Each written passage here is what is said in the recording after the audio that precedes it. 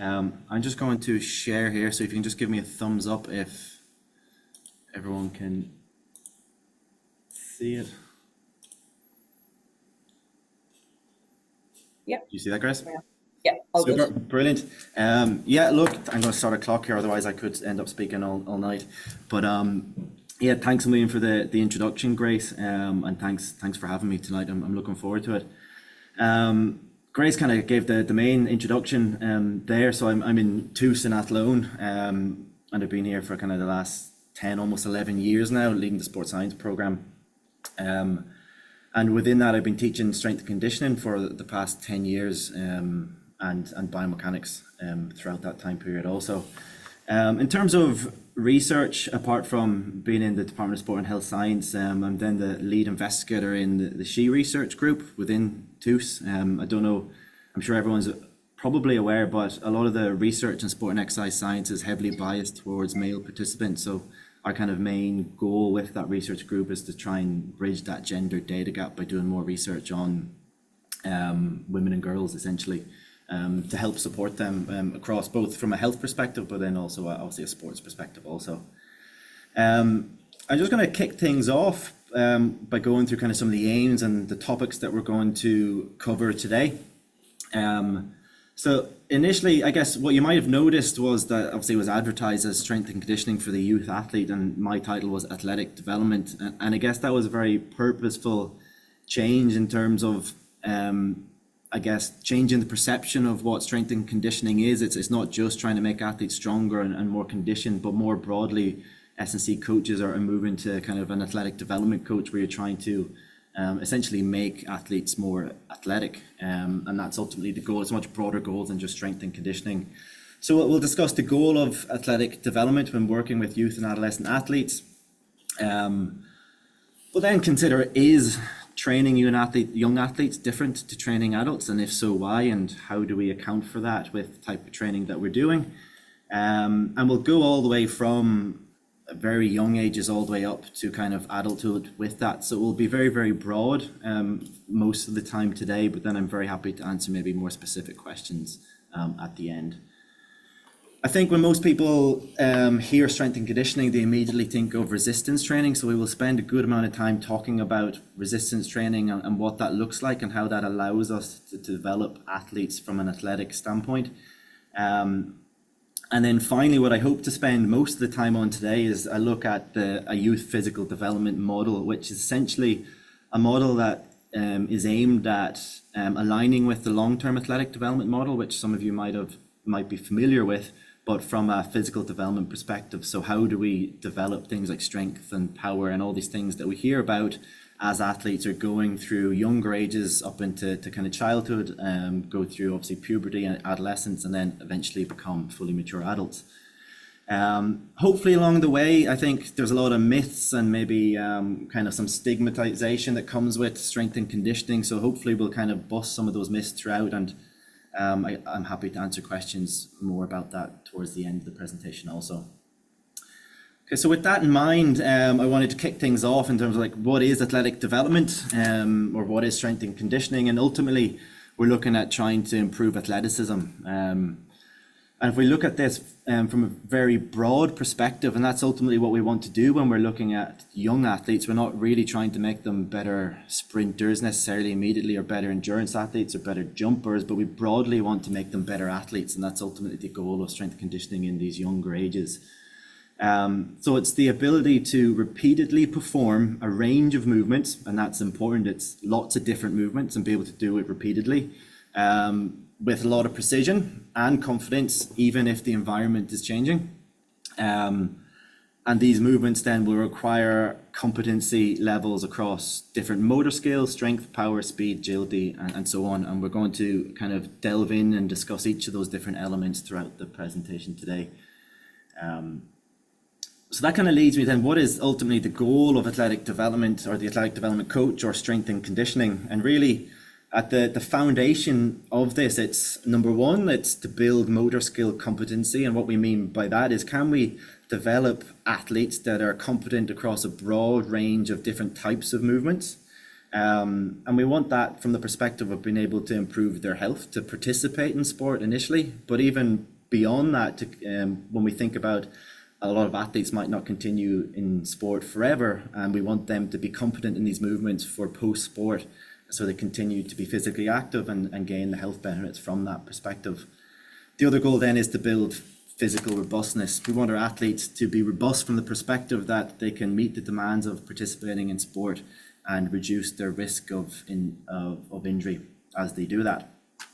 So ultimately that foundation kind of lays the groundwork for sustained long-term participation.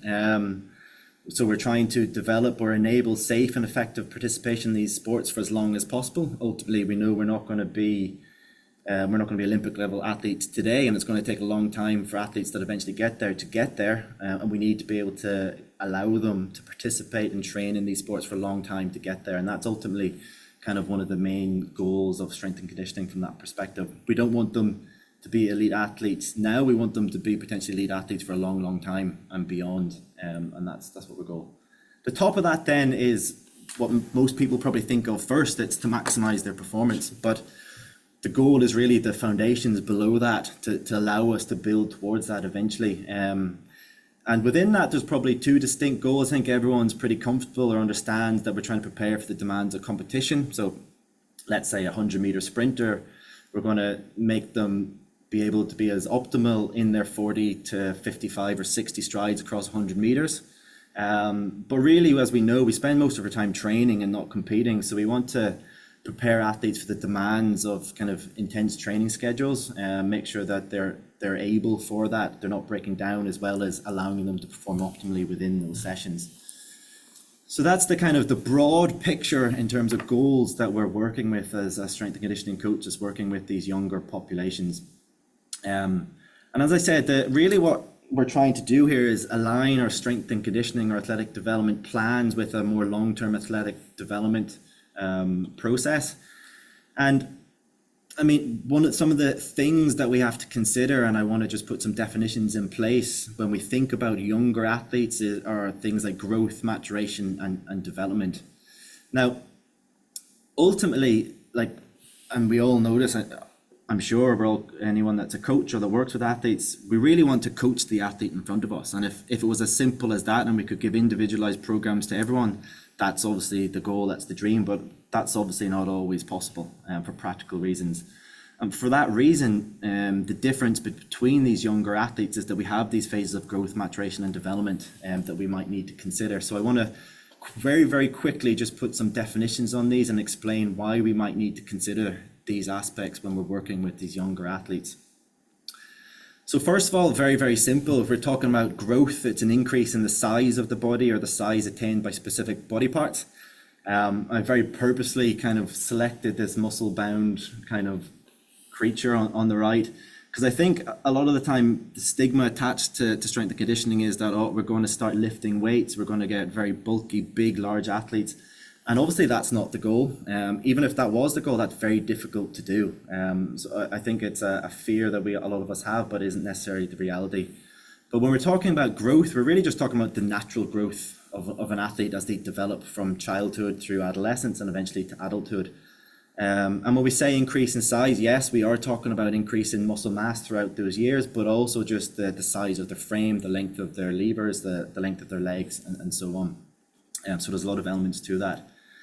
In comparison, when we talk about maturation, we're talking about the process of becoming mature, and that's both cognitively and biologically, essentially transitioning from a child to a fully fledged adult.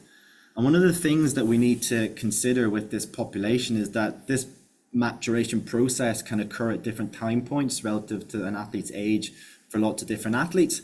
But then within an athlete, the timing and tempo of maturation can vary between biological systems. So very, very simply, if we look at reproductive maturation and development, the timing and tempo of that can vary quite significantly in comparison to, for example, development of our skeletal system, which we see on the bottom there.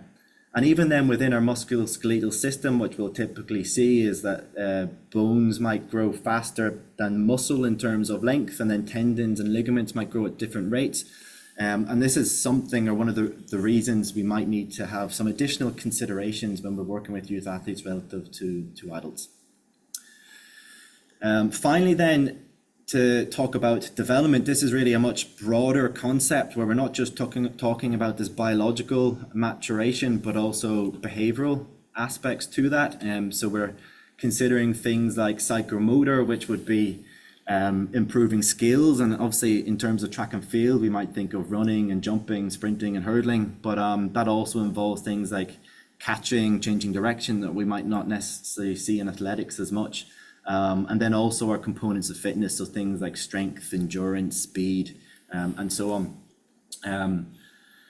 Then in terms of the behavioral side, we've got cognitive things to consider with these, from a developmental perspective, like what is the knowledge and understanding of the athletes that we're working with, and obviously we need to change how we approach training with those groups based on their cognitive development. And finally, the social aspect, and like I'm sure everyone on the call understands that like the key to coaching in general is based on that development of a positive relationship with the athlete, and we obviously need to meet the athlete where they're at in terms of their maturity from that social perspective, or their ability to develop relationships. So ultimately, I guess the question is, why is all this important? And the key is that what we often see, or what we see all the time really, is that there's a distinct difference between an athlete's chronological age, so just what age they are, and then their biological age, which is their age relative to becoming a fully mature adult, both in terms of behavioral aspects and also in terms of biological aspects that we talked about there. And if we look at data here, we can see data for men and the women, and female on the left, and this is kind of the average, the standard that we would quite often see.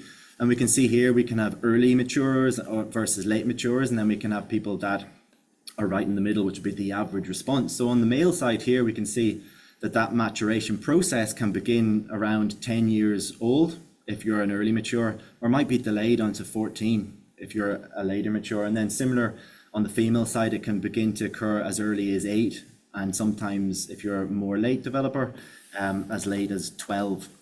Okay, now we often will want to consider this, and we'll explain in a couple of minutes why that's particularly important from a strength and conditioning perspective. And one of the things that we'll often look at to trying to determine where they are in terms of their overall development or maturity is something called peak height velocity. And the reason why this is useful is that it aligns with some of the gold standards for determining where someone is on that biological age scale. The gold standards being X-rays, essentially, which obviously we don't have, requires a doctor and exposure to obviously radiation and so on, and it comes with a cost. And then we've got scales whereby doctors would inspect reproductive organs, which again, very, very invasive. It's not something we really want to expose our athletes to. And we don't need to. We can look at things like peak height velocity. So this is the age essentially at maximum rate of growth. And it's a very useful reference point for somatic maturity. And somatic maturity is just maturity based on measurement of the body, essentially, in this sense. And here we're saying eventually people start growing, they reach their peak height, and that's their somatic maturity in that instance. So if you look on the right here then in this figure, essentially what we see is the average male and the average female, and the age at which this peak height velocity, or this growth spurt, we've all seen this growth spurt occur in athletes, when this typically happens, usually kind of in and around 11, 12 here for females, and then a little bit later, kind of 13, 14 for males, and it usually lasts kind of anywhere between 1 to 1.5 years, sometimes 2. And at the end of that is typically when we see the end of adolescence. Now, if we look at, we saw the averages there, but why this is important and why we want to consider is this varies a huge amount from athlete to athlete. So typically the average growth per year during this period for female is about 8 centimeters, but can be as low as 5 and as high as 11, and can happen anywhere between 10 and 15 years old. And then we can see the statistic for that on the bottom for males. So about 10 centimeters per year, but again can be as low as 6 and as high as 13 within that period, and again can occur anywhere between 11 and 16 years old. And similar to what we saw with the biological age, we also see variation here. We can see early and late developers based on this. And we can see this on the right-hand side, an athlete that reaches peak height velocity early versus one that's late, and one that's kind of typical, which is what we would expect. Now, why this is particularly important to coaches, in any type of coach, and in this context, obviously, we're talking about athletic development or strength and conditioning, is that it's this period that typically aligns with the largest improvements in athletic tasks. So here we've got data for a vertical jump performance, and we can see the rate of improvement in terms of centimeters per year. So this is just a normal vertical jump, trying to jump as high as possible. And you can see here, in and around this period of peak height velocity, athletes are seeing the largest improvements, and quite significantly so. And what this means is then, if we have a late or an early developer, even if they're the same age, the improvements that they're observing during these periods, based on whether they're early or late matures, can be vastly different. And that's got nothing to do with their ability necessarily in that context or the training that they're doing, but purely due to this biological process that is ongoing. And we would expect this to occur across a multitude of movements and events. So, and obviously sprinting, hurdles, throwing, jumps, and beyond the typical track and field events. And I guess the reason why this is particularly important is that we discussed that it's not always possible to give individualized programs, and a lot of the time we might give programs to athletes based on age. And what happens in that scenario is we fall into this potential difficulty, is that we're giving it based on age because we think it's appropriate, but potentially have athletes that are at varying levels of maturity, so the programs should potentially be different based on that. And we'll have a look at how that could be approached. Luckily, predicting peak height velocity is very, very easy. It's something that any of us could do, and it's based on the idea that the growth rates differ between our legs and our trunk. Our legs typically getting that growth spurt before the smaller bones of the trunk, and all we have to do is look at the difference in sitting and standing height, and that can then be plugged into these calculations. I'm not going to go through them. I just said I'd put them there so that they were available to people. We just need sitting height, standing height, and then the weight and age of the athlete, and we can estimate years from peak height velocity. And what we can do then is look at, okay, when does peak height velocity typically occur? And is this for this athlete, does that place them as an early mature or a late mature? And then potentially we can use that information to program. And at the start of this section, we talked about grouping young athletes based on working with an individual athlete, or programming for the individual, As we said, that's not always possible. And we have this concept called biobanding, which essentially means that we'll group athletes based on their maturation by calculating their estimated peak height velocity instead of their chronological age. And I know, like, we've got age groups in the sport in terms of what they're competing at, which is fine, but in terms of the training that they're giving, this might be potentially a better approach when we can't have individual programs. So we'll estimate their peak height velocity, we'll categorize them into pre-peak height velocity, post, and then in that circum period of going through the peak height velocity. So as I said, yes, we always must want to kind of coach the athlete in front of us and meet them where they're at, and individualized programs that gold standard there, but it's not always possible. So biobanding in that case is potentially a useful thing to do in that scenario, to give more appropriate kind of programs and grouping athletes of similar levels based on that. Okay. So the next section of the presentation that kind of leads me into it is to talk more specifically about strength and conditioning and strategies to develop these capacities in athletes as we go through ages. And I first just wanted to start with a definition here, so we're all clear on what resistance training specifically is. So it refers to a specialized method of conditioning whereby an individual is working against a wide range of resisted loads to enhance health, fitness, and performance. And I'll keep coming back to this. Really, when we're talking about youth and adolescent athletes, the primary focus, yes, we want to make them better at their event, but really, primarily, we're trying to improve health, fitness, and make them more robust so we minimize injury risk. In terms of types of resistance, I think when we think strength and conditioning and resistance, we think heavy barbells and back squats, but This encompasses using your own body weight as resistance, things like jumps, things like medicine balls, resistance bands. Then we do have our barbells and dumbbells, and also our machines. What I want to then largely focus the rest of the presentation on now is delving into what is called the youth physical development model in a bit of detail, because essentially what this does is that it provides practitioners with the framework of how to implement a strength and conditioning plan or an athletic development plan with young athletes going all the way from very early childhood, and you can see this starts at 2 years of age all the way up to adulthood. And you can see it's very useful in the context that, yes, it aligns with chronological age, but as we've kind of alluded to now, that's potentially not always the best approach and could be problematic, but it also splits it into the different age groups. It explains the kind of growth patterns that we would expect at the different phases, and most importantly, from my perspective anyway, it aligns it with kind of your pre-post height velocity years, your peak height velocity years, and then the post, so we can potentially program based on these maturational statuses.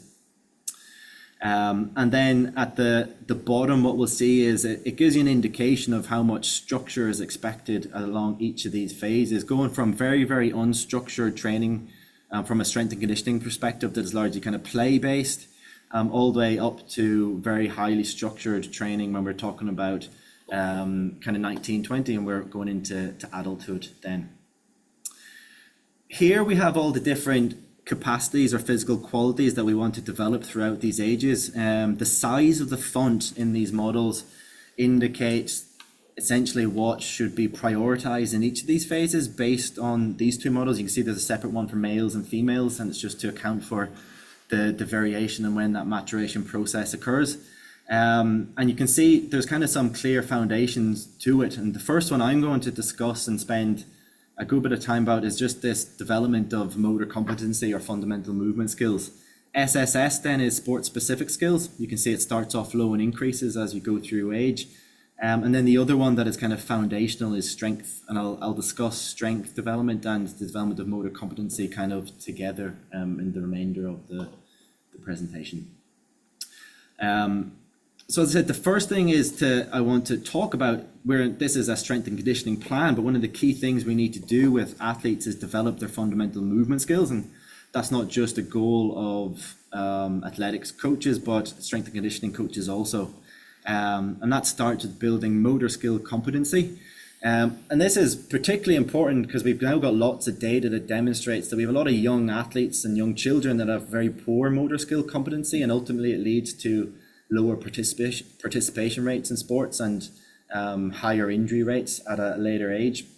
And young athletes, as I said, they often show low levels of movement competency, and this can be due to a variety of reasons. It's often underpinned by a lack of strength as one, so the ability to produce force, a lack of ability to be able to stabilize movements, or poor range of motion. And when we're trying to guide or direct, what are we trying to improve when we're talking about becoming competent in these motor skills or these movements? On the right hand side here, that we have the kind of foundations to this, and these would be the foundations regardless of the sport that we're coaching in, really. So I know we might not have things like change of direction, for example, in athletics, but it's still foundational to develop those capacities in these athletes at an early age. So we can see it goes lower body bilateral movements, which are things like our squats, our upper body pushing movements, and we'll have vertical and horizontal. So vertical pushing upwards, horizontal pushing away from the body, upper body pulling then, and again that would be split into vertical and horizontal, pulling from above our head downwards, or pulling into our belly button essentially for horizontal. I'm not going to go through all of them, but we have anti-rotation then, jumping, landing, throwing, catching, and so on. So we want our athletes to be competent in all, as many of these, if not all of these motor skills as possible. And when we think about developing these motor skills, and I've kind of alluded to this already, one of the crucial factors is that we don't think of the development of the competency or the proficiency in these movements as separate to muscular strength. We want to develop them simultaneously. You'll notice in the model that strength is kind of the foundation across all age groups in it. And this is one of the reasons why it's fundamental to people being confident in a wide range of movements. So motor skills and strength should be seen as physical qualities that are trained simultaneously in order to enhance motor skill competency. And we'll talk about how can we actually determine if someone is competent at a movement in a couple of minutes.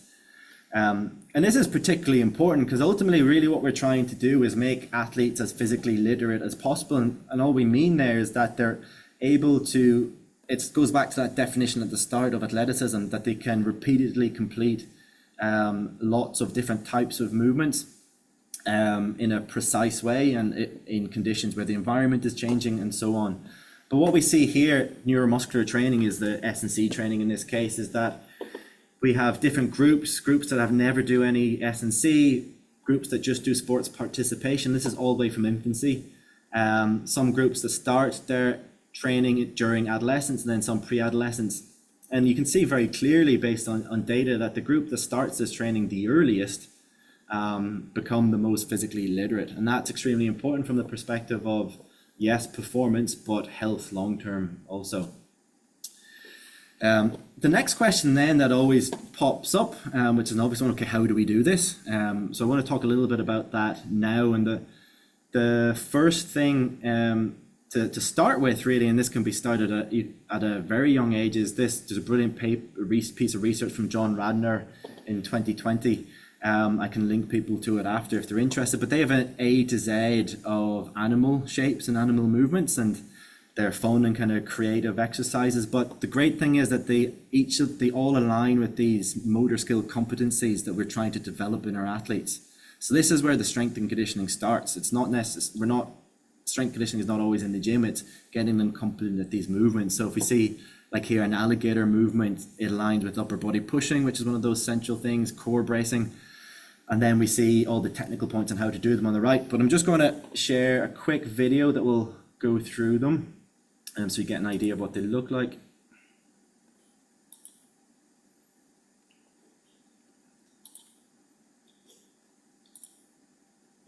Did that jump with me, Grace? I might have to change the screen. No, you're all good. Okay. Super. Yeah.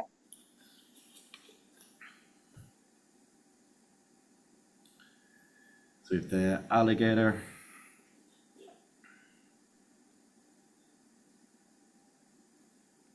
And there's 26, like it's for the full alphabet, so it goes all the way from A to Z.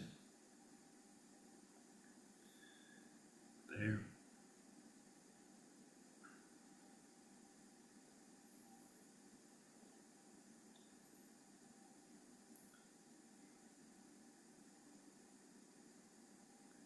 The duck walk we can see here, like we're similar to a squat position, triple extension positions, back down.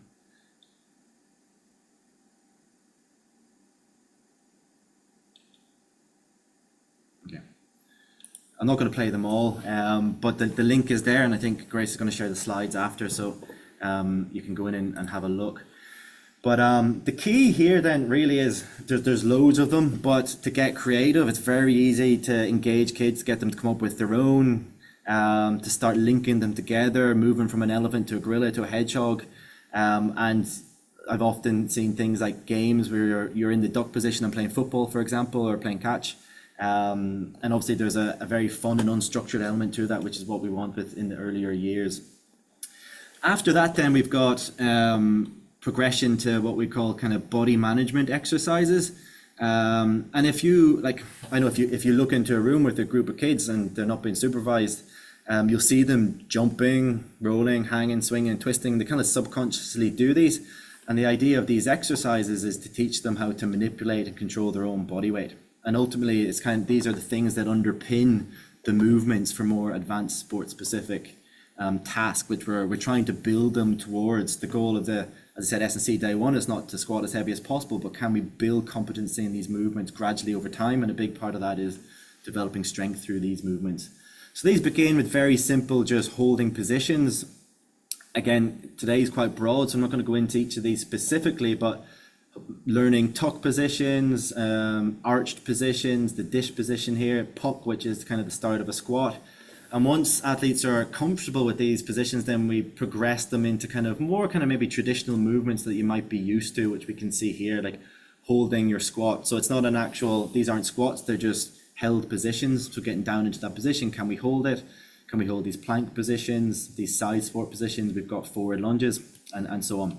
So these are the development of these motor skill competencies, and as we develop the ability to do these, we're also developing strength within each of these movements.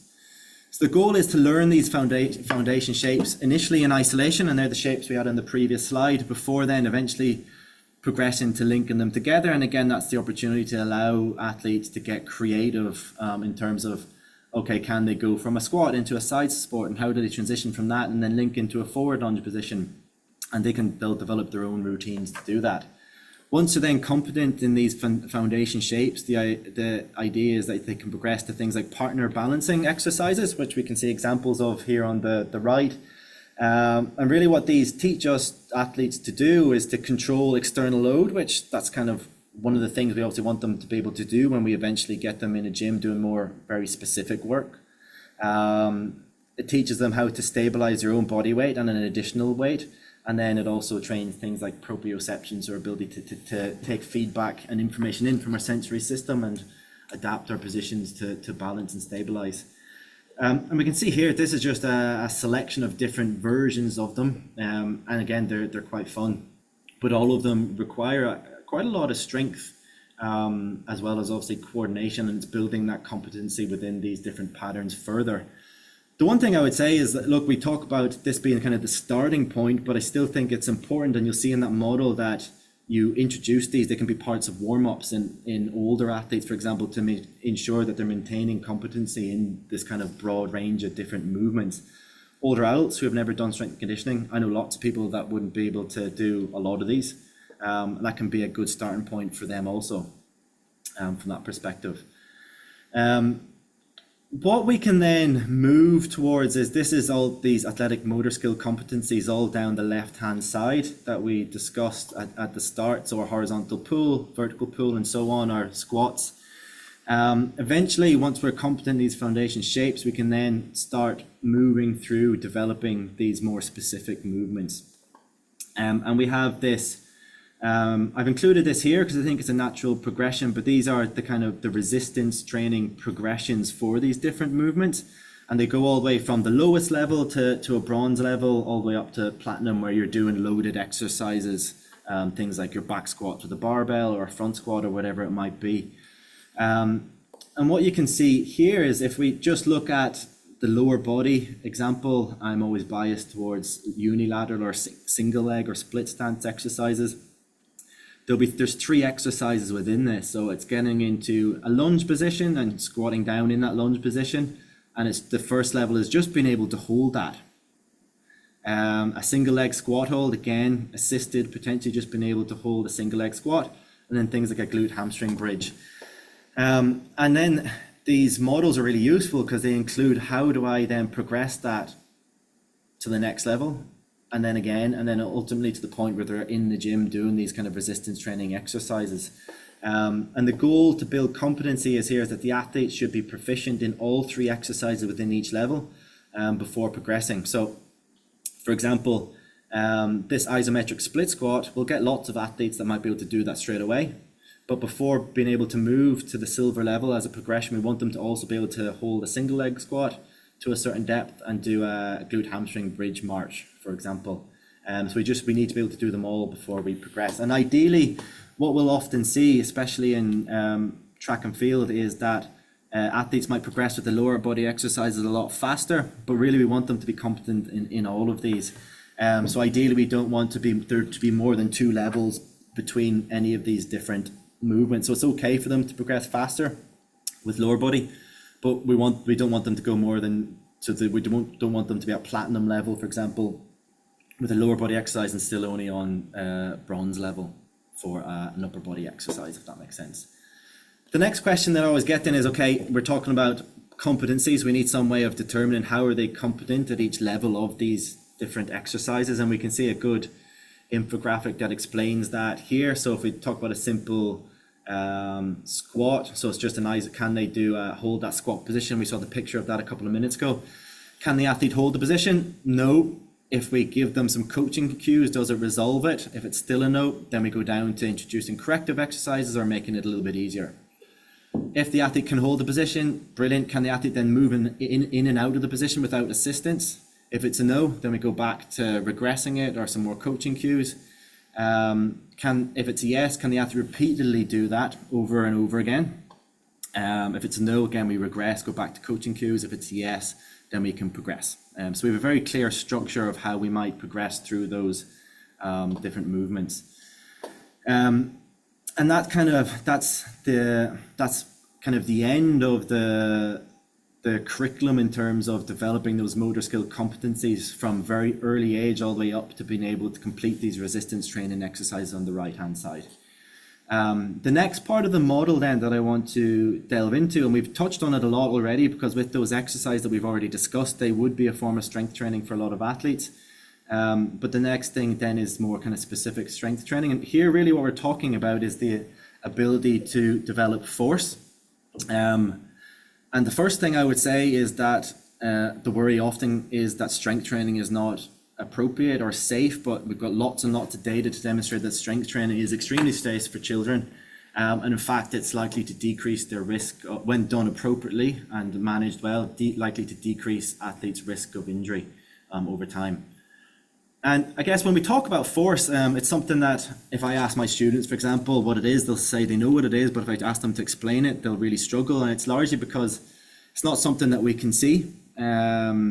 It's something that is our attempt to explain basically the cause of movement. So in this case, if the elephant, the kid pushes the mum's trunk away, force is being created, but we don't actually ever see that force. We just see the result of it, which is the movement. And that can be either a push or a pull.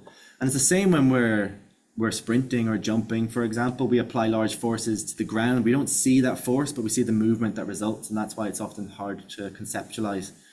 And that's what we're trying to develop with strength. And the reason why it's so important is that it's associated with improvements in speed, plyometric ability, which we'll talk about in a while, which is our ability closely linked to jumping ability, but also then linked to endurance, motor competence, as we said already. And we've got lots of data that shows that increase in strength can decrease injury occurrence. And this is particularly important. If we look on the right-hand side, low muscle strength is very, very common. But what that can result in is poor movement skill competency. Then we have low movement confidence, high risk of sedentary behavior. So it goes far beyond just trying to make people better from a sports perspective, but there's quite large health outcomes from having low strength also. We said that it reduces injury risk, and I just wanted to touch on how increasing strength can do that a little bit before moving on. But when we talk about, from my main area is biomechanics and strength and conditioning, and I do a lot of research on how people get injured, basically. And we have a balance between something called the load applied and load tolerance. And that's very, very simple. If I was to take a piece of wood and I had a hammer, the load applied is how hard I hit that piece of wood. The load tolerance then is how much force can that piece of wood tolerate before it breaks. It will have a threshold eventually where the force is so large that it has no option but to break. And when we talk about the role of increasing strength and strength conditioning, is that we're trying to increase the tolerance of our structure. So increase the tolerance of our muscle, increase the tolerance of our bones or tendons or ligaments, so that they're able to deal with larger and more repetitive loads without breaking down and becoming injured. So strength is extremely important from that perspective. Earlier we talked about grouping athletes based on biobanding. Here's another approach that is quite commonly used, and it's based on competency in those motor skills that we talked about in combination with levels of strength. And we can measure strength in lots of different ways. This is a very specific way here. It's a isometric mid-thigh pull, which is a very, very safe way to do it in children or in all age groups, really. Again, when individual plans aren't always possible, this is an approach where we can split athletes into low strength, high competence. So they're very competent at movements, but have low strength. High strength and high competence, that's ultimately the goal. Athletes that are lower in strength and lower in competence, so they're the athletes that maybe will need a lot of work in terms of the motor skill competency as well as developing strength. And sometimes we get high strength and low competence, and this is, again, we don't want this, because we don't want athletes trying to lift heavy loads when they're not competent in those movements. And this is probably the group that a lot of time are at risk of developing injuries and we're worried about in terms of strength and conditioning, as well as the low strength group over here. In terms of, okay, I talked about competence then, and I'm not going to go through this in detail, but there's lots of ways to determine competence. And we looked at a way there for the motor skills, but then we also have things like this tool here, which is the resistance training skills battery. It's really, really simple to use. We have criteria for a number of different exercises, and it's just a way for someone to score, okay, are these athletes competent at these movements, so that we can determine, is it appropriate to progress them into doing loaded exercises. So like a push-up being linked to a bench press, for example, or lunge, can we do a weighted lunge? And I said it's very, very simple to do. So we have these criteria, and if you can see it in the squat, so feet are shoulder width or slightly wider and facing forward in a bodyweight squat, that would just be a 1. If it was absent, it would be a 0. And then we total the scums, or we total the scores, and at the end of that, you can decide based on the score whether it's appropriate for them to progress into kind of more loaded type exercises. The next part of the model now, and similar to strength, it's one that people are quite afraid of typically. It's hypertrophy, which is muscle growth. And we can see here that it's largely the area that it's focused on the most is that kind of post-peak height velocity. And this just aligns with the period in maturation and puberty, where we see athletes naturally get heavier and more muscular. Not necessarily due to specific training, but as a result of that developmental process. But as you can see, it still plays a role throughout the whole, from early childhood all the way up to adulthood. And I guess when we think about, anytime I talk to a parent or a coach and I talk about strength and conditioning, the main thing they think about is muscle building. And really that's only a very small part of what we're trying to do from a strength and conditioning perspective. I think there's always this fear, especially in athletics or track and field, that if we do any muscle building with an athlete, that we get these very muscle bound athletes that might not be very athletic, but that's ultimately not the goal. But from kind of hypertrophy style training, and that's just doing the normal exercises that we talked about a couple of slides ago, but with different loading schemes and so on, which we won't have time to get into today. But we'll develop thicker muscles, which is what we see on the right hand side here. Thicker muscles allow us to produce more force, but that's absolutely appropriate in some athletes. But the other thing that's often forgotten here, we fail to acknowledge, is that it also develops longer muscles in a lot of scenarios, which allows us to increase the speed at which we can contract our muscles, and also reduces the risk of injury development quite a lot also. And as a result of hypertrophy, we see increases in strength. It's one of the main adaptations. Peak height velocity, most of our strength improvements will come from neural changes, and then post peak height velocity, it's both neural and hormonal. We see an increase in the speed of muscle action, which is obviously very important for most track and field events, and a big one then is also a decrease in the number of injuries in those populations. And again, the thing here to consider when we think about hypertrophy training or muscle building is we see athletes of massive variation being very, very successful across track and field events. I take sprinting here as an example. We have Andre de Grasse, very kind of slight sprinter, but within 18 months of starting athletics had 3 Olympic medals, was not able to squat more than 30 kilos. Versus obviously Bolt, obviously a little bit more muscular, and I don't know if this is a throwback now, Harry Atkins-Aride, who was very, very large, much more muscular athlete, and whether that's needed or not often comes down to the athlete themselves. The next thing that we'll talk about developing, and we'll go into a little bit more detail on this in terms of the progression of some of the exercises that we can do, is power, and this is one that is particularly relevant to performance in nearly all track and field events. And when I say power, really what we're talking about developing is explosiveness. So that ability to change, to go from not moving at all to moving quickly in a very short space of time. That's ultimately what we're talking about with power. And how we calculate that is force by velocity. Not largely important, but we'll look at exercises, for example, that would be considered high power exercise in a minute that might be high force and low velocity, or high force and high velocity, and so on. And the reason why this is particularly important in lots of track and field events is one of the key performance indicators in sprinting or jumping is the ability to develop lots of force very, very quickly. The key thing that determines performance in lots of these events is the amount of force multiplied by the time over which that force is applied. And I don't want to get too complicated here, but as you can see in most track and field events, time is not something that we can just increase. We want to be as fast as possible and make time as small as possible. So ultimately, if we're talking about high level sprinters, they'll be spending maybe less than 80 milliseconds on the ground. So we want to be able to be explosive in the sense that we want to be able to develop lots of force very, very quickly. And if we look at these diagrams here, these are just jump diagrams. On the top here is just let's say a normal jump performance. And underneath here where it says greater RFD, that's rate of force development. What we've done here is we haven't changed their max strength or their max ability to produce force, but just increased their ability to get there very, very quickly. And that's probably more important in track and field events than increasing the absolute amount of force that an athlete can produce most of the time. And this is particularly interesting if we look at, there's some research in this area where we look at different types of training for developing power in athletes that are pre-peak height velocity versus athletes that are post-peak height velocity.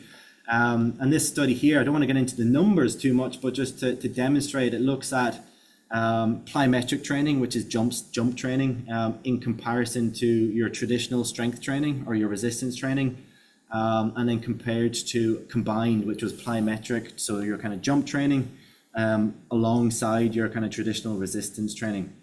And what's really interesting here is that nearly across all these metrics, so a lot of these are sprint times, so 10-meter sprint, 20-meter sprint, squat jump. The jump training was more effective at improving performance in the pre-peak height velocity group, so the younger group, than any traditional strength training or even combined training. But then in the older group, so the post-peak height velocity, if they've gone through that maturation phase, they appear to respond better to a combination of the jump training with your traditional resistance training that we're all used to seeing, our squats and our lunges and our deadlifts and so on. And it just goes back to having to change our approach potentially to get the most out of our athletes based on their maturity status, whether they're pre-PHV or post, and then also their competency in those movements. That's first and foremost. We want to make sure that they're competent as they transition through all those different types of progressions that we talked about. What we see here is, and I'm not going to spend time going through these really in a lot of detail. I wanted to include them as a reference point for you guys after, but we have essentially, this is that physical development model that we've been going through, but here it looks at how does strength training, power training, speed training, and agility training align and progress with that. So if we take an example, we kind of did the technical competency for the strength movements already, but speed is obviously one of the important things that we'll be interested in for lots of our athletes. And here you can see for the younger years, there's talking about speed development being focused on those motor competencies, so our fundamental movement skills, the animal shapes that we talked about, the body management or the body weight management exercise that we talked about, with then complementary training focused on developing physical literacy and strength. Not structured, so incorporated through games and encouraging things like proper running technique. And you can see here it gradually progresses then, pre-puberty, sprint technique, primary focus, the introduction of some physical conditioning where we're increasing strength, and that can just be the progression of those exercises that we've already talked about, and eventually then up until we're in late adolescence where it's more of a fully fledged speed development program that includes resistance training. Just to give you an example then of some exercise and what this progression might look like for certain training. Here we talked about exercises for developing power. And as I said, we can develop power either by producing lots of force or doing it very, very quickly, or a combination. So the kind of exercise that we're talking about that have higher power outputs are kind of things like our jump squats or power cleans or clean and jerks, which you might be familiar with. And then at the bottom, we've got high force exercise, which would be associated with strength development, but they're low velocity, so we're not seeing much power. And we can use this to pick movements based on the appropriate phases of that model that we have been discussing today.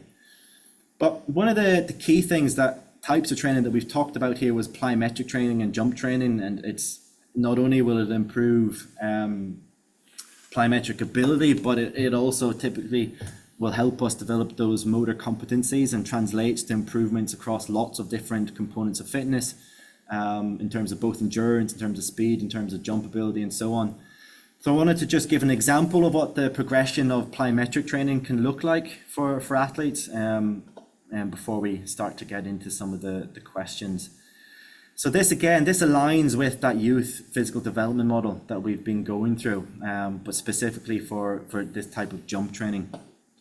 And it starts off with a minimal eccentric load. So the eccentric load is just, if we're talking about a body weight squat, I'm standing as I'm moving down, it's the eccentric load, it's absorbing the force. And then as I stand up, it's the concentric load. And this just starts with these type of movements that are those the motor skill competency movements that we already looked at. Can our athlete do a squat? Can our athlete do a lunge? And can they hold these positions and get in and out of them competently? Stage 2 then, in terms of being able to progress plyometric training, we're looking at very low eccentric loading. So what this means is very small jumps, and in particular we're looking at, are they able to land effectively? So we can see here on the top, we're landing with the knees out above our feet, and we don't see a collapse of the knee inwards. That's typically the kind of negative pattern that we might see. And again, that will come from competency in the movement, but also a lack of strength. So if we progress to this stage 2, we see these type of landings on the bottom here, we want to regress and start practicing, okay, can we hold these squat positions and get stronger in these positions? Once we're confident that their athletes are able to complete these very low level landings, we'll then move to moderate loading jump training. Again, here we're looking at pogo type jumps, just up and down, not really focusing on trying to jump as high as possible, just being nice and light on the ground, as well as then introducing some more kind of lateral bounding movements. You can see here, the athlete is going to jump, he's going to land off his left, he's going to land on his right, he's going to try and stabilize, and then he's going to jump on. So because there's a landing and a stabilization, a lot of people would argue that eliminates part of the plyometric or elastic portion, but that's not really the goal here. We're trying to teach the athlete how to stabilize in these positions so that we can eventually then progress them to the more continuous version of these exercises.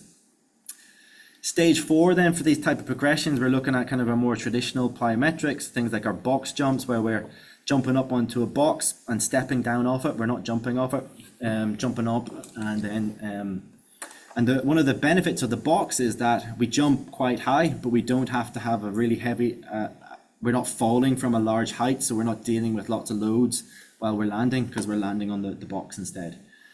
And then all that progresses out to the kind of traditional plyometrics that I'm sure you're all more familiar with. It's kind of continuous leg bounding, very, very high force. We're trying to be quick on the ground. We're going for either max distance, or we could be going for spending the least amount of time on the ground as possible. And then things like drop jumps on the bottom here, where we're jumping off a box onto the floor and trying to train the athlete to get off the floor very, very quickly. So that's kind of an example of what progression can look like for plyometric training, specifically all the way from childhood all the way through the kind of pre and post peak height velocity until full maturity is reached.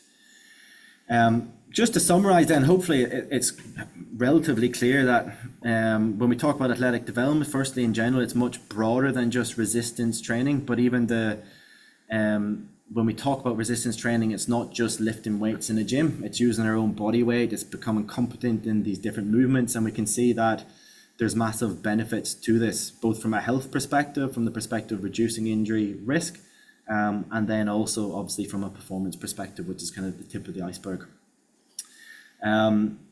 That's most of the last thing that I wanted to touch on, and this is more data from older adults, but I think it's important just to acknowledge when we're talking about strength and conditioning, it's an overly complicated figure, but All it demonstrates here, we have sprint athletes on the left and we have endurance athletes on the right. And we essentially have two different scenarios in both of them. One, a scenario where the endurance athletes has got their strength conditioning optimized, and one where it's not, and then same for the sprint athlete.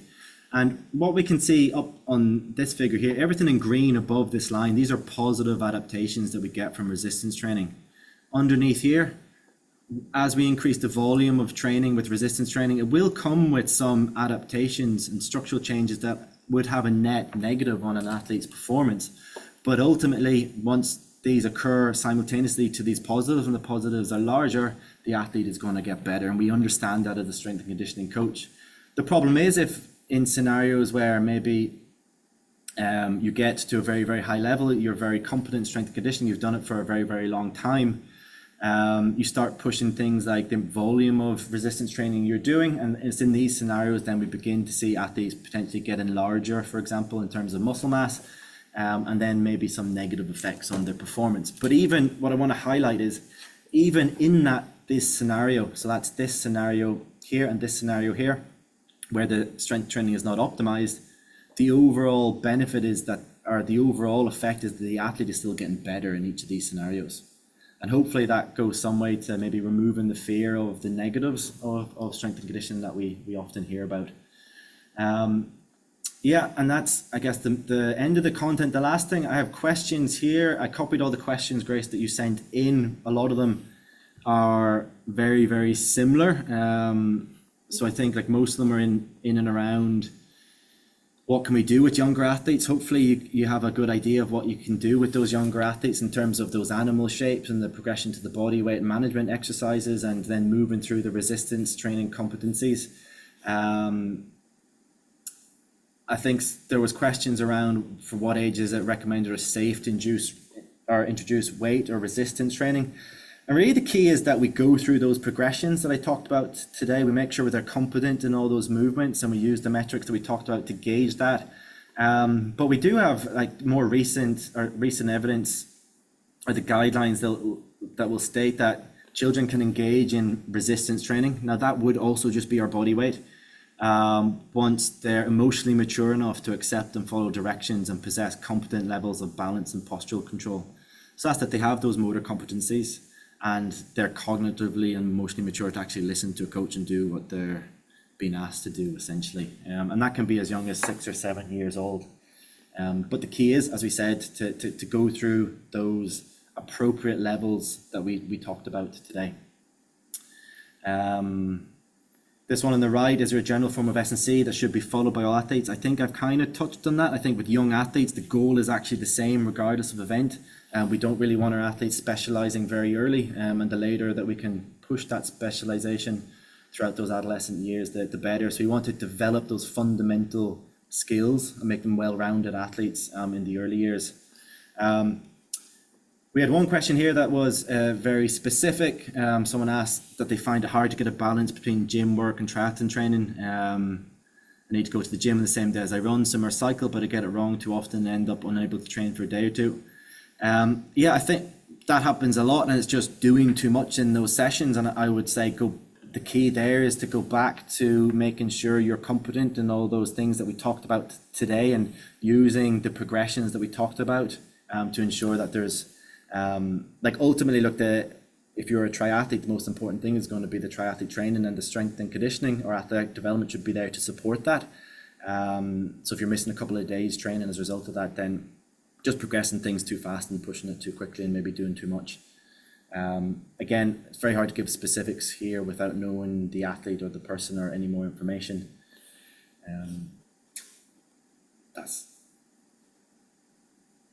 Yeah, I think they're all kind of covered. Like in terms of knee injuries, it's very specific, but we got lots of data, for example, on ACL, which is one of the most common injuries in adolescent girls, that just improving motor competency and strength and actually doing strength and conditioning plans appears to reduce injury risk from that perspective.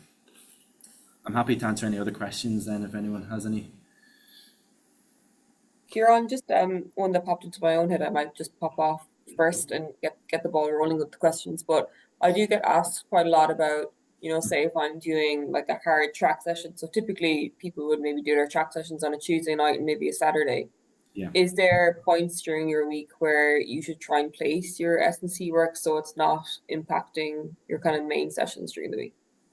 Yeah, there definitely is, and it's I guess there's no real hard and fast rule on that in terms of what's the best location. It's going to be dependent on the person and how they how much that strength and conditioning training affects them, and where can we place it so that it has, I guess, it has the least impact on what is their priority, which is their kind of running training or their sprint training or whatever it might be. So sometimes that will vary hugely from person to person, essentially.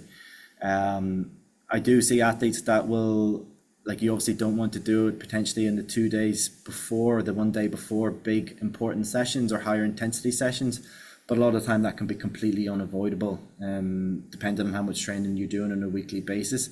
So there's scenarios where some people will stack those I don't recommend this necessarily for youth athletes, but older athletes, where they might do them on the same day and then have a day fully off or an easier session the following day. But yeah, there's no real hard and fast answer with that, and it's very much a case of getting to know the athlete and what works well for them and how they respond to that type of training. Yeah. Perfect. Thank you. Phil Behan, I think you have a question for us. If you want to unmute yourself. Yeah, can you hear me there? Yeah, we can indeed. Yeah, just a quick one. Like, how important do you believe recovery is? I have like 16-year-olds and they're doing every day of the week something now. And I'm trying to emphasize about taking time off and recovering. Like, but is there any kind of way you'd go about like highlighting the importance of recovery with teen athletes? Any advice would be very much appreciated.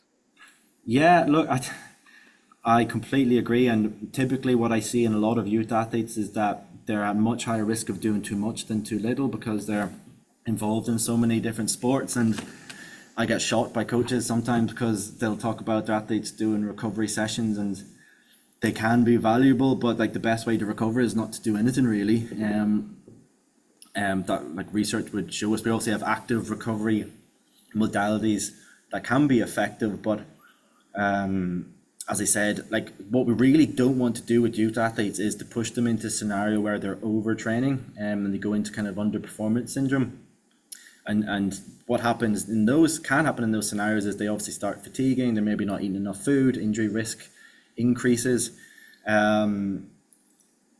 It's very difficult to emphasize the importance of rest to, I find, anyway, to younger athletes, because typically they don't want to rest. They're very motivated. They want to go to all their different team sports and do athletics or whatever it might be. But I think, yeah, if you can demonstrate that it's, I guess, of benefit to their performance, what I've typically realized, and you guys will have probably more insight on this than me, is that they'll buy more into something that improves their performance as opposed to reduces their injury risk. And research shows us this. So if we can sell something as actually resting is going to allow you to adapt and get better faster, that's typically an easier win than saying we need you to rest because we don't want you to get injured. Because we've got lots of data that shows us that athletes, especially young athletes, they're not too worried about getting injured. They're willing to take that risk if they can do more training. The other side of that then, Phil, is just when training is very, very high, is to obviously eat lots and lots of food. Great, thanks a million. Cheers.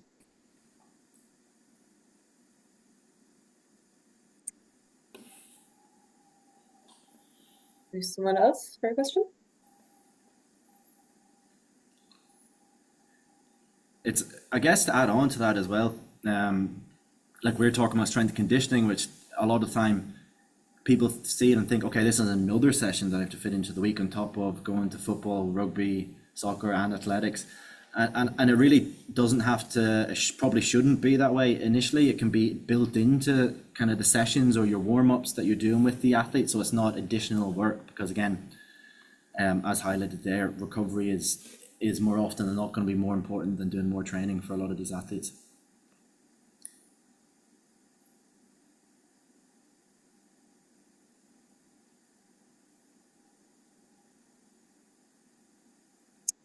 Another just question for myself.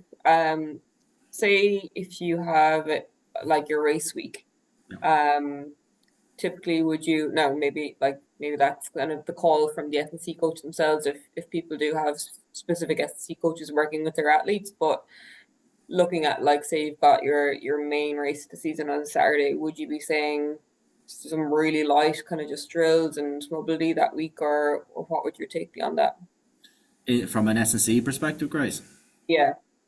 Yeah, like the thing, again, I don't want to have this cop out all the time, but it will depend on how you and your coach are, I guess, periodizing and planning your training. And what you will see is like there's different models of how you taper off training to ensure that you perform at your best. And like some athletes, but this is more for kind of that post peak height velocity and getting closer to adult athletes, where some heavier load training or very, very fast or explosive training early in the week of competition can be potentially quite beneficial. But look, with younger athletes, obviously the goal really is building competency and strength, so, as opposed to trying to like peak for competition. If that makes sense. Like, Thank you. Thomas O'Riordan, question first. Do you want to unmute Yeah, yourself? yeah. Cheers. Hi guys. Quick question, and I don't know how. It's more foot strength, and let's say how to maybe use. I guess it's from personal and from my own daughter as well. I've seen, and I don't know how many other athletes are kind of.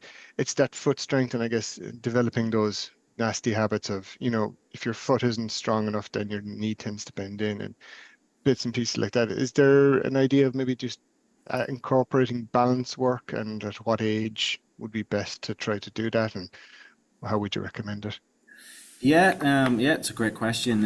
I would put like kind of foot and ankle maybe into one there, because we obviously want the ankle to be very stable also. Like it goes, but like a lot of those exercises that we talked about, those animal exercises, you notice in the video, or potentially that it was done in socks or bare feet, and allowing that approach to it is a great way to develop the intrinsic muscles of the foot. Even a lot of them you'll notice in there, is it the flamingo, or it's like a single leg kind of hip hinge type exercise, which again, it's going to require a lot of work for the intrinsic muscles of the foot. So really in that young age, it's like, and adolescent athletes, like getting, what parts of the training can we do where we get the shoes off and into the socks, or into the bare feet, and do that safely, obviously. So yeah, barefoot work with those exercises is a great way to work on that. Perfect. No, cheers. Thanks for that. Thomas, we've a couple more questions coming in there now. So Colin Cleary, if you want to unmute yourself.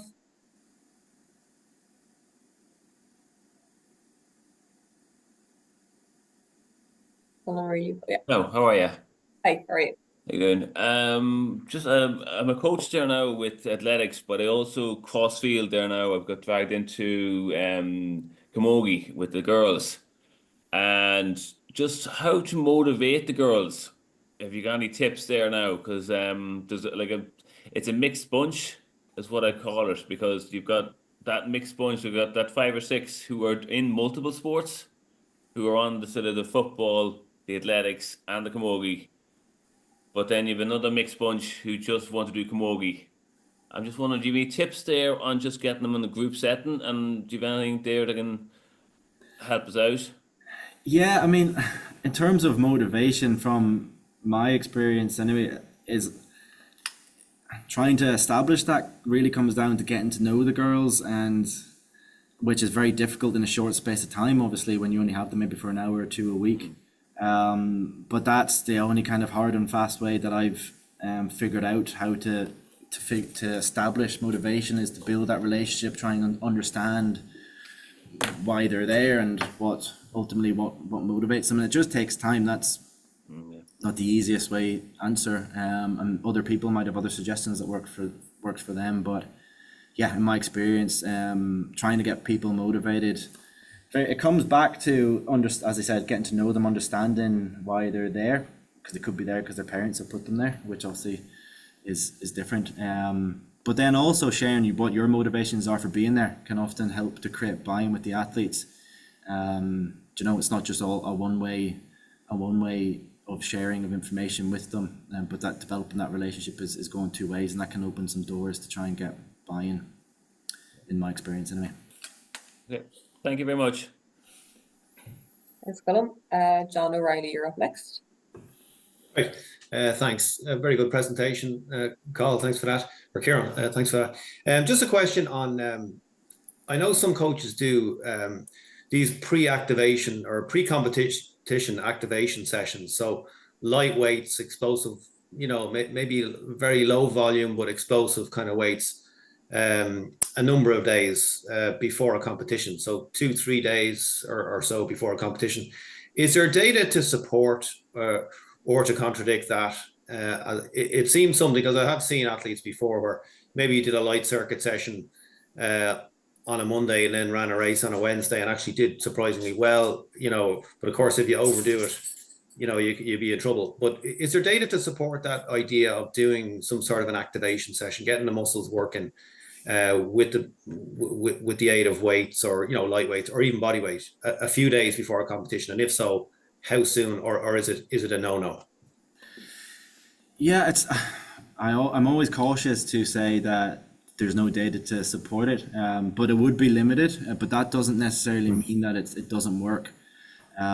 Research is limited in what it has answered and continues to answer, and a big part of being a coach is trying to find the balance between what does the research tell us and what, in my experience, is working for athletes, while being informed by, I guess, the research and the science. Like in terms of actual activation, like the kind of physiology behind that is post-activation potentiation, where we see an increase in the ability to produce force as a result of doing something either explosive or very heavy. But that doesn't last very long. Like we're talking 10 to 20 minutes for the window where we typically see that effect. But if we look at like traditional periodization models, some of them will include, they'll all include like a big decrease in volume, but they can include high intensity still. So we're still essentially working at that max force end of the spectrum or max power end of the spectrum. And in terms of kind of days out from training sessions, there's no way. I'm always cautious to give hard and fast rules, because there's so much variety in terms of what works for one athlete and another. And it probably sounds like a cop-out, but it really comes down to figuring out what works for each individual. Because I have had athletes that need that can't take any time off prior to competition, or else it's, whether it's psychological or whether it's physiological, ultimately it might not even matter because it still has an effect. And then other athletes that they'll do light training the day before and 2 days before, or that might need more rest. So it varies hugely. There's no real hard and fast rules. Like periodization will indicate that you'll reduce volume and keep intensity high. But in terms of how much exact rest and you need is very individual. Okay. Yeah. All right. Thanks. Cheers. Fintan, if you want to go next. Thanks, Grace. I just want to confirm the slides will be shared from the session. And then I just had a question for Ciarán. So thanks a million, Ciarán, for a great session. In terms of the adolescents kind of age group, in particular 10 to 12-year-olds, is there any data to suggest number of times they should be training per week? Because we typically train twice a week in our club, but I've heard other clubs training 5 times a week for the same age group. And I'm just wondering, is there any kind of data to back up recommended number of sessions per week? In specifically for athletics, Fintan, or specifically for athletics, yeah. Yeah. Again, it's really what you're looking at there, especially at that age group, is the overall amount of training that they're doing across the week and trying to find room for recovery and adaptation, if that makes sense.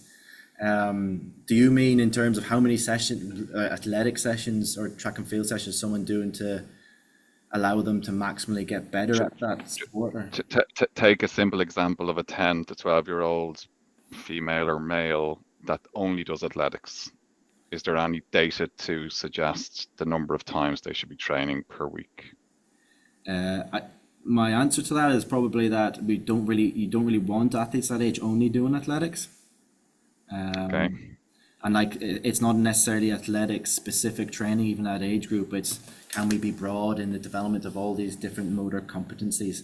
In terms of the number of sessions, though, like that, I can't. It would be based. We can't base it based on chronological age, but based on the level of maturity that we talked about earlier. It ultimately comes down to what can they recover from without essentially becoming excessively fatigued. Like at that stage, you're going back to your general physical activity guidelines, because there's no specific guidelines to dictate how much training should that person be doing in terms of sessions and hours and so on. Okay. Thanks. Thanks, Vincent. Seamus? Is Seamus there? Seamus, can you hear us? Yeah, thanks for Ciarán. No, I think we might have lost Seamus there. Barry, how are you? Great. Hi, Ciarán. Bit of a two-part question maybe for you. In terms of we talk about the importance of developing motor skill competency, is there anything really to show now that maybe those motor skills aren't as proficient in children now as they were maybe like 10, 20, 30 years ago, for an example? And then just as a lead on from that, how challenging is it to develop those skills at a later age, either later adolescent age, if we miss those windows for the optimal time to develop them? Yeah, what was the first half, Barry? Sorry, I missed it. And is there anything to show now that the motor skills in kids are not as proficient as say a generation or two generations prior? Yeah. Look, like the thing is that I would like those motor competency skills. They're obviously aligned with specific phases, but that's kind of the optimal in terms of what is being recommended. But if you're not proficient in those movements, I would recommend that those movements are still included in things like warm-ups as you progress and become into adolescence and adulthood, even to return to them and make sure that you're still competent, so you can periodize or plan that they come in and out. But I was only having this conversation recently whereby you do come across lots of athletes that don't have proficiency across those movements and they're well past the adolescent stage. And from my perspective, I still think it's important to regress back to those body weight management exercises, and while they're still doing the other training, progress through them in the same manner that you would do with an adolescence. Yes, they've there's more neuroplasticity in terms of being able to learn skills at an early age, but again, we've got lots of data that show that even in adulthood we can continue to develop and learn skills. So those progressions are still appropriate, and they can do them alongside whatever other training that they're potentially doing. Does that answer the question, Barry? Yeah, pretty much does. Yeah, it was more getting along the lines of what's on the ground. You do see that kids maybe don't move as well as kids 20 years ago, 10 years ago. Yeah. But that's very evident now. And then trying to develop those skills at a later age is definitely more of a challenge.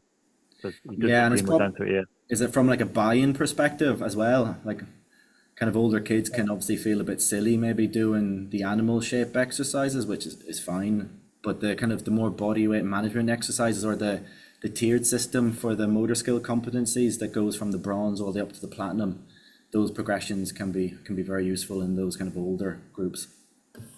The buy-in makes complete sense, especially if you work with an older kid or young adult and they don't have these skills, and you have to take them away from squatting heavy to doing this. That's quite hard to get the buy-in. Yeah. So and you're probably not going to convince them to do it. So it's can we do it simultaneously? Can we build more competency in these movements simultaneously while maintaining the strength that they've developed? Thanks. That would be my approach anyway. Thanks, Barry. I think we might have time for just one or two more questions. I know it's coming up to 8:30, but Jess, do you have a question there for us? Yeah, thank you for the session. So just wondering, like, obviously with the different events and things like that requiring different like muscle strength and things like that, but for endurance, obviously muscular endurance is the most important, but apart from that, would you say that you want to like keep your strength, hypertrophy and power like 50-50, or is there one that you'd want to prioritize more than the other? This is for an endurance athlete, Jess, is that what the question is?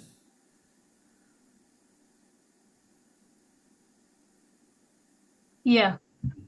Yeah, look, again, it's going to come down to doing an analysis on the athlete and trying to identify where their strengths and weaknesses are. But obviously, from an endurance perspective, when you're in the gym, the primary goal is not necessarily to increase muscular endurance in the gym.